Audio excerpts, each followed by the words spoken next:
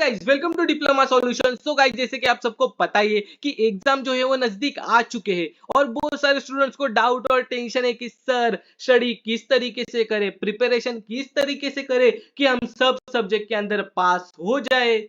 और वही आज हम डिस्कस करेंगे इस वीडियो के अंदर, how to study before exam. मैं बताऊंगा कुछ आपको ऐसे 3 ट्रिक्स जिससे कि आप एग्जाम के अंदर इजी वे से पास हो सकते हो अगर आप अच्छे तरीके से इसे फॉलो करते हो तो। सो गाइस, जैसे कि आप सबको पता ही है कि हम इंजीनियर्स की लाइफ ही कुछ इस तरीके से चलती है। फर्स्ट आता है अपना यूनिट टेस्ट हो जाती है, फिर आता है आपका submission, lab, practicals, assignment complete करते आ जाता है आपका प्रोजेक्ट हो जाते हैं तो पता चलता है कि आ गया है आपका एक्सटर्नल वाइवाज। सो वाइवाज होते होते ही पता चल जाता है कि 10 दिन के बाद है एग्जाम और छुट्टियां एक भी नहीं है पेपर के अंदर। तो किस तरीके से स्टडी स्टार्ट करें, किस तरीके से प्रिपरेशन स्टार्ट करें, वही आज हम डिस्कस करेंगे। क्योंकि आप स्टूडेंट टेंशन ना लो, क्योंकि why are you fear, diploma solution guides are here. So let's get started.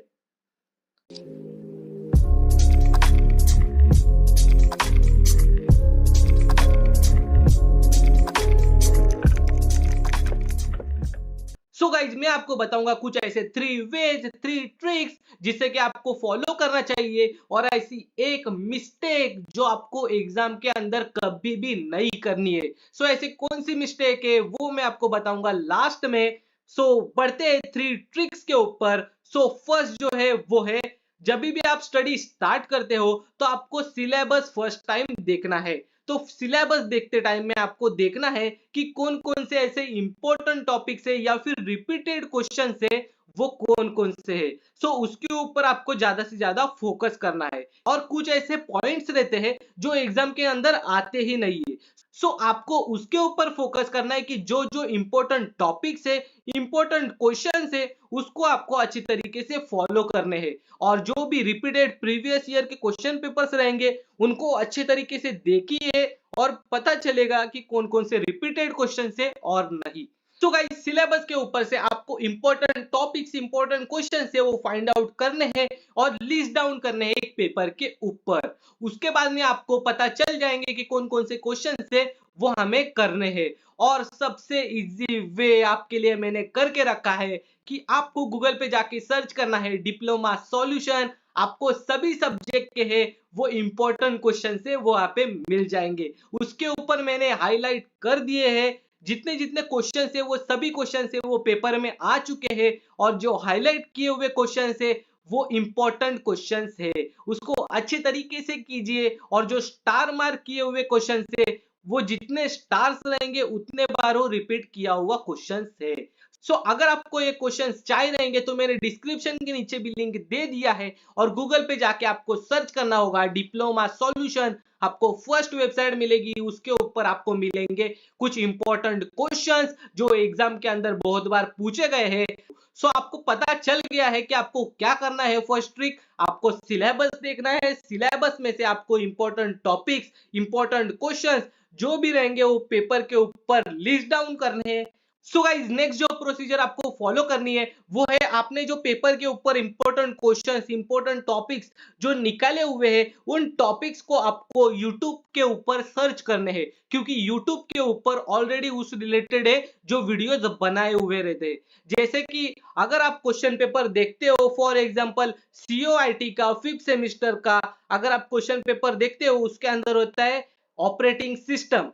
तो आपने अगर क्वेश्चन में लिया रहेगा ऑपरेटिंग सिस्टम, तो वही जाके आप यूट्यूब के ऊपर सर्च कीजिए, आपको बहुत सारे वीडियो मिल जाएंगे।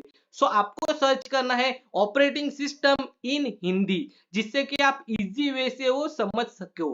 आपको सिर्फ समझ के लेना है कि उस टॉपिक के अंदर क्या क्या है।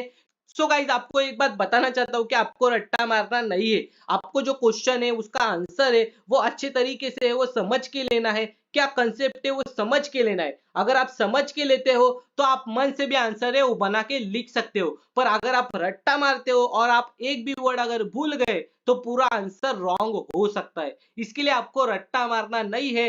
अगर आप YouTube पे जाके सर्च करते हो कोई भी एक कंसेप्ट और उसको अगर आप समझ के लेते हो तो आप अपने खुद से उसका आंसर है वो लिख सकते हो। अगर कोई बच्चा लर्न कर रहा है तो अलग बात है, समझ के ले रहे हैं तो अलग बात है, पर अगर आप सिर्फ रट्टा मार रहे हो, तो अगर आप एक भी वर्ड भूल गए, तो आपका बहुत बड़ा नुकसान होगा। इसके लिए आपको फर्स्ट क्या करना है, आपके जो मेन क्वेश्चन है उसको लिस्ट डाउन करने हैं, और जो इंपॉर्टेंट क्वेश्चन है उनको आपको यूट्यूब के ऊपर सर्च करने हैं, और जो भी कंसेप्ट रहेंगे आपको समझ के लेने हैं। अगर आप समझ के लेते हो तो आपको पता चल जाता है कि उसके अंदर जो टॉपिक्स है, उसके अंदर जो कंसेप्ट है वो आपको पता चल जाएगा। सो आप इजी वे से एग्जाम के अंदर लिख सकते हो। जो उस टॉपिक्स के अंदर मेन हेडलाइन किए हुए पॉइंट्स है, वो पॉइंट्स को आपको लिस्ट डाउन करने हैं एक पेपर के ऊपर, एक बुक के ऊपर। सो आपको समझ गए आपको दो चीज क्या करनी है। उसके बाद में की जो नेक्स्ट प्रोसीजर है वो है डायग्राम। सो बुक के अंदर जितने भी डायग्राम्स है इंपॉर्टेंट टॉपिक्स के जो आपने निकाले हुए हैं, उन सभी के जो डायग्राम्स है आपको बुक के ऊपर अच्छे तरीके से बनाने हैं, या फिर समझ के लेने हैं कि किस तरीके से डायग्राम रहता है, किस तरीके से डायग्राम है हमें बनाना चाहिए। जैसे कि कंप्यूटर आईटी ब्रांच के अंदर माइक्रो प्रोसेसर या फिर डीटी डिजिटल टेक्निक के अंदर जो बेसिक गेट्स का जो डायग्राम है, उसके अंदर कुछ डायग्राम्स है, डी मॉर्गन थ्योरम के लिए डायग्राम है। तो कुछ डायग्राम्स रहते हैं वो आपको अच्छे तरीके से देखने हैं कि किस तरीके से डायग्राम बना रहे हैं, किस तरीके से डायग्राम बनाना चाहिए। सो आपको अच्छे तरीके से पता चल जाएगा कि किस तरीके से डायग्राम बनाते हैं और क्या क्या डायग्राम्स है।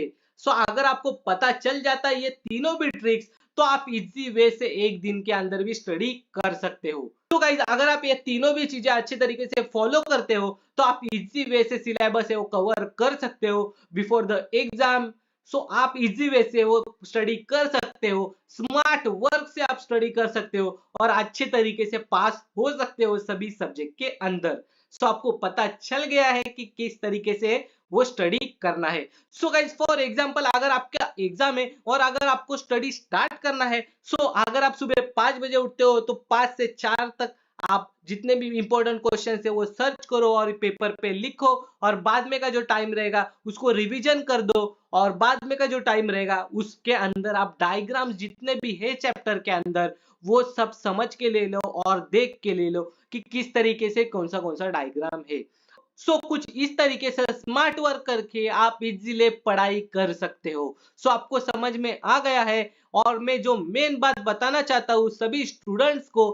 सो गाइज एक जो गलती है वो स्टूडेंट करते हैं हर टाइम एग्जाम के अंदर, सो वो आपको ध्यान में रखने हैं। अगर आपको सभी पेपर के अंदर पास होना है तो ये गलतियां कभी मत करना। जब भी आपके पास क्वेश्चन पेपर आता है, तो उस टाइम पे अगर आप पेपर में आपको कुछ भी क्वेश्चन नहीं आ रहा है, तो पेपर को कभी भी एम्प्टी छोड़ के नहीं आना है। आपको जो भी कंसेप्ट समझ में आता है, अगर उस क्वेश्चन के अंदर कुछ एक वर्ड भी आपको समझ में आया कि उसके बारे में आपको पता है, तो उस वर्ड के बारे में चाहिए तो उस वर्ड के बारे में उसके अंदर लिखो, पर पेपर को है कभी भी एम्प्टी छोड़ के नहीं आना है।